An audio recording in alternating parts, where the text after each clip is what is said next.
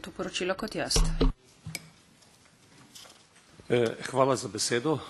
Dovolite, spoštovani kolegi, da najprej se zahvalim kolegom poročevalcem v Senci, ki so na osnovno poročilo skupaj z ostalimi kolegi prispevali kar 91 amandmajev in z dobrim medsebojnim sodelovanjem in s popolnitvijo osnovnega predloga smo pripravili 9 kompromisnih amandmajev, ki lahko mirno rečemo, da skoraj v celoti povzemajo prizadevanje, ki so bila izražena v amandmajih. Tako da ugotavljam, da je poročilo dobro usklajeno in verjamem in upam za podporo k temu poročilu.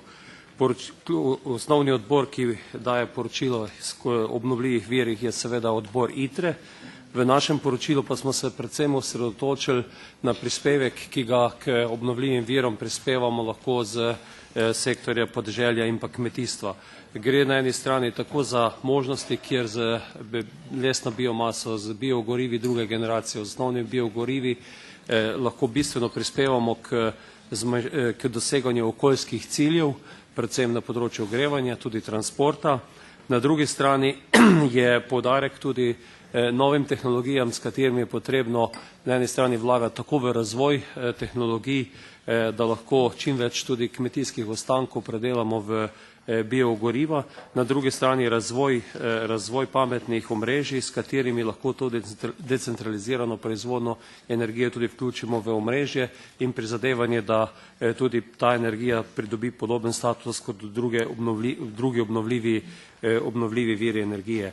Zelo pomembno tretje področje poročila pa se nanaša na pomen, ki ga ima proizvodnja obnovljivih virov za sama delovna mesta, tako na kmetiji, kakor tudi na podeželju.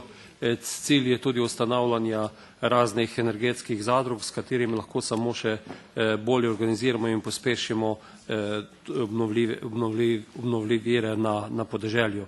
Eno od pomembnih področji pa je tudi to, da lahko proizvodnja biogoriv v času, ko so tudi na področju kmetijstva viški v proizvodnji, predvsem z večjo proizvodnjo in pa z novimi tehnologijami, bistveno pomaga tudi pri prihodku na samih kmetijah. Želim, da podpremo to poročilo in damo jasen signal odboru ITRE, kako gledamo na to področje z odbora AGRI.